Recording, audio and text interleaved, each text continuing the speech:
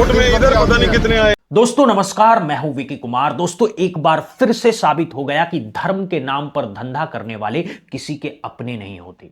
सेवा और जन कल्याण उनके लिए बस एक दिखावा बनकर रह गया है। दोस्तों मथुरा के वृंदावन में 30 पर्यटकों से भरा एक स्टीमर यमुना नदी में पलट गया और देखते ही देखते 10 श्रद्धालुओं की जान चली गई। मरने वालों में ज्यादातर महिलाएं थी। 6 महिलाएं और 4 पुरुष। स्टीमर में सवार सभी लोग पंजाब के बांके बिहारी के दर्शन करने आए थे। इस वीडियो को आखिर तक देखिएगा और समझिएगा कि किस दौर में जी रहे हैं हम लोग। सनातन के नाम पर बोलने वाले कथावाचकों, बाबाओं, पुजारियों और पंडों का असली चेहरा देखिए और साथ ही उस देश की हकीकत भी जो खुद को विश्व गुरु कहता है। मथुरा के डीएम चंद्र प्रकाश सिंह के मुताबिक यह घटना दोपहर करीब 3:30 पर हुई थी। पंजाब के लुधियाना के पास जगराव से श्रद्धालुओं की बसें आई थी। आप यात्रा का फोल्डर देख सकते हैं। ऊपर साफ लिखा है वृंदावन धाम यात्रा और नीचे आयोजक का नाम बांके बिहारी क्लब, यानी श्रद्धा भी अब क्लब के नाम पर चल रही है। 2 बसों में करीब 130 लोग वृंदावन पहुंचे थे, अपने जीवन को सफल बनाने की आस को लेकर। दर्शन के बाद ये श्रद्धालु यमुना नदी के स्टीमर की सवारी करने निकल पड़े। 2 स्टीमर में ठसाठस लोग भरे हुए थे। हर स्टीमर में करीब 25 से 27 लोग। दोस्तों डीएम के अनुसार दोपहर करीब 3 बजे स्टीमर केसी घाट से गुजर रहा था, जो श्री बांके बिहारी मंदिर से करीब 2.5 किलोमीटर दूर है। उस वक्त तेज हवा चल रही थी। नदी के बीच में पहुंचते ही स्टीमर हवा के झोंकों से डगमगाने लगा, बुरी तरह हिचकोले खाने लगा। अचानक उसकी रफ्तार भी बढ़ गई। नाविक के पास ऐसे हालात संभालने का अनुभव नहीं था और इससे पहले कि कोई कुछ समझता, स्टीमर पीपा पुल से टकराया और पलट गया। एक एक करके सभी लोग नदी में गिरने लगे और देखते ही देखते खुशी का सफर एक दर्दनाक हादसे में बदल गया। यमुना में ज्यादातर लोगों को तैरना तक नहीं आता था। दोस्तों इस हादसे ने धर्म के नाम पर चल रहे धंधे की पूरी सच्चाई सामने ला दी है। सोचिए, जिस मथुरा वृंदावन में धर्म के नाम पर हजारों करोड़ों का कारोबार होता है, वहां ऐसे हादसे के वक्त तुरंत बचाव के लिए कोई पुख्ता सिस्टम ही मौजूद नहीं था। और साहब, बचाव कार्य की बात तो दूर, ये देखने वाला भी कोई नहीं था कि यमुना में ये जो जर्जर और ओवरलोडेड स्टीमर चल रहे हैं, उसकी हालत आखिर है कैसी। और इतना ही नहीं, यह भी देखने वाला कोई नहीं कि जो स्टीमर मालिक रोज हजारों यात्रियों को ढोकर लाखों रुपए कमा रहे हैं, उनके ड्राइवर कितने ट्रेंड हैं। जब हमने इस पूरे सिस्टम को समझने के लिए मथुरा के कुछ लोगों से बात की, तो जो सच सामने आया वो और भी चौंकाने वाला था। दोस्तों स्टीमर चलाने वालों और स्कूटी चलाने वालों में कोई फर्क नहीं है। ना कोई ट्रेनिंग, ना कोई सर्टिफिकेट, ना कोई जांच। और दूसरी तरफ योगी आदित्यनाथ जोर जोर से दावा कर रहे हैं कि उत्तर प्रदेश में पर्यटन अर्थव्यवस्था को बढ़ाया जा रहा है। लेकिन क्या लोगों की जान जोखिम में डालकर ऐसा विकास किया जाएगा? अब जरा द टाइम्स ऑफ इंडिया की एक रिपोर्ट पर नजर डालिए। यह रिपोर्ट 2025 में छपी थी, जो 2023 की एक स्टडी पर आधारित है। इस रिपोर्ट के मुताबिक 2023 में मथुरा वृंदावन में करीब 7 करोड़ 90 लाख श्रद्धालु पहुंचे थे।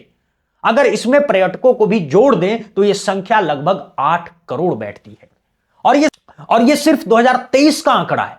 2026 तक यह संख्या 10 करोड़ के पार भी जा सकती है।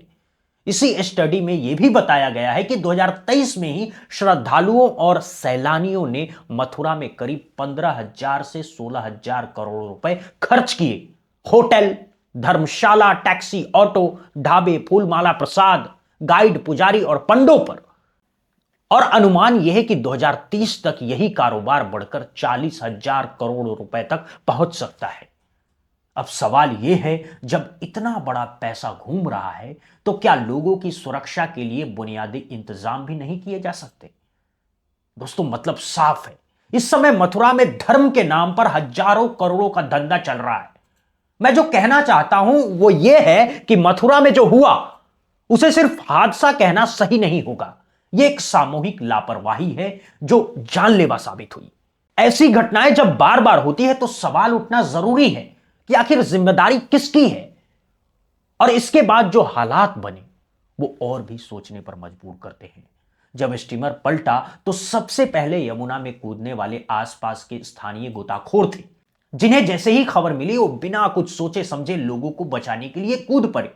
ना किसी इनाम की उम्मीद, ना किसी पहचान की चाह। और दूसरी तरफ प्रशासन की तैयारी पर सवाल खड़े होते हैं। हालात इतने अचानक बिगड़े कि अधिकारियों को तुरंत बाहरी मदद लेनी पड़ी। एसडीआरएफ और एनडीआरएफ की टीमें बुलाई गई, लेकिन जब तक टीमें पूरी तरह मौके पर पहुंची तब तक बहुत देर हो चुकी थी और बचाव से ज्यादा ध्यान राहत और गिनती पर चला गया। घायलों को रामकृष्ण मिशन हॉस्पिटल में भर्ती कराया गया, जहां इलाज की व्यवस्था की गई। यह भी ध्यान देने वाली बात है कि ऐसे हादसों के समय स्थानीय स्वास्थ्य ढांचे की क्षमता पर भी सवाल उठते हैं। अब फिर से उसी बड़े मुद्दे पर लौटते हैं दोस्तों, अब धर्म और उससे जुड़े बड़े आर्थिक तंत्र पर। जब किसी जगह पर इतना बड़ा धार्मिक, पर्यटन और आर्थिक गतिविधि हो रही हो, तो वहां सुरक्षा, निगरानी और प्रबंधन भी उसी स्तर का होना चाहिए। और सबसे अहम बात, ऐसे समय में असली फर्क कौन लाता है? वो लोग जो मौके पर मौजूद होते हैं और बिना किसी प्रचार के मदद करते हैं। नाम लेने से ज्यादा जरूरी है यह समझना कि सिस्टम कैसे बेहतर हो सकता है, ताकि भविष्य में ऐसी घटनाएं दोबारा ना हो। एक और कथावाचक मृदुल कृष्णा शास्त्री कहीं दिखाई दे रहे हैं, कहीं रमेश बाबा नजर आ रहे हैं। ये सभी उसी मथुरा वृंदावन में रहते हैं। ये वो जमात है जो आम मेहनत वाला काम नहीं करती, लेकिन लोगों की आस्था के सहारे करोड़ों कमाती है और आराम की जिंदगी जीती है। कथावाचकों की एक पूरी इंडस्ट्री खड़ी हो चुकी है। ट्रस्ट, चंदा, नगद, दान, ऑनलाइन फंडिंग, धर्मशाला, प्रसाद, गौशाला, आश्रम और जमीन से लेकर रियल एस्टेट तक। आपको अंदाजा भी नहीं होगा कि यह कारोबार कितना बड़ा है और इसकी असलियत क्या है। हजारों करोड़ के साम्राज्य पर बैठे ये लोग अक्सर जनता को यही समझाते हैं, जो मिला है उसमें खुश रहो, सब ईश्वर की माया है। याद कीजिए, जब कुंभ मेले में भगदड़ मची थी, तब भी कोई बड़ा बाबा, कथावाचक या संत आगे आकर यह नहीं कह रहा था कि हम आपकी मदद के लिए हैं। उस समय भी आम लोग ही एक दूसरे के काम आए थे, जबकि बड़े बड़े मंचों पर प्रवचन देने वाले अपने काम में लगे रहे। इसी तरह धीरेन्द्र शास्त्री जैसे नाम भी उस वक्त चर्चा में थे, लेकिन हादसे के समय कोई ठोस जिम्मेदारी लेते नजर नहीं आए। और हाथरस की घटना को कौन भूल सकता है, जहां नारायण हरि के कार्यक्रम में भगदड़ के दौरान 100 से ज्यादा लोगों की जान चली गई थी, जिनमें बड़ी संख्या में महिलाएं और बच्चे शामिल थे। इन घटनाओं के बाद भी सवाल वही रहता है कि जिम्मेदारी किसकी है। योगी आदित्यनाथ ने वृंदावन हादसे पर दुख जरूर जताया, संवेदनाएं भी व्यक्त की, लेकिन लोगों के मन में सबसे बड़ा सवाल यही है कि आखिर ऐसी घटनाएं होती क्यों हैं और इनके लिए जिम्मेदार लोग पर कार्रवाई कब और कैसे होगी। अक्सर देखा गया है कि ऐसी घटनाओं के बाद जांच की बात होती है, बयान आते हैं, लेकिन असली मुद्दा जवाबदेही कहीं पीछे छूट जाता है। लोगों की जान से जुड़ी घटनाओं में सबसे जरूरी है पारदर्शिता, जिम्मेदारी तय होना और भविष्य में ऐसी घटनाओं को रोकने के लिए ठोस कदम उठाना। हकीकत यह है कि गरीब और आम श्रद्धालु की मौत के बाद भी धार्मिक व्यवस्था पर सवाल उठते हैं और कई बार ऐसा लगता है कि इससे जुड़े सिस्टम पर कोई खास असर नहीं पड़ता। मासूम औरतों, बच्चों और युवाओं की जान जाने के बाद भी चीजें पहले जैसी ही चलती रहती है।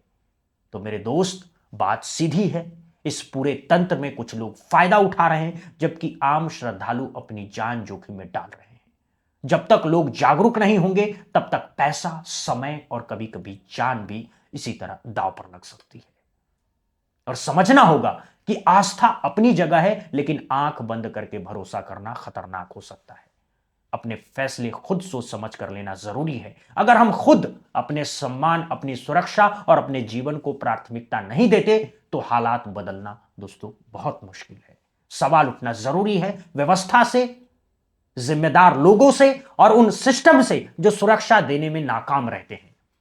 ये बातें कहना आसान नहीं होता, लेकिन सच को समझना और समझाना जरूरी है, ताकि भविष्य में ऐसी घटनाएं दोबारा ना हो। अगर आपको यह वीडियो सोचने पर मजबूर करता है, तो इसे आगे जरूर शेयर करें, अपनी राय कमेंट में बताएं और जुड़े रहें, क्योंकि जागरूकता ही सबसे बड़ी ताकत है दोस्तों। बहुत बहुत शुक्रिया, बहुत बहुत धन्यवाद।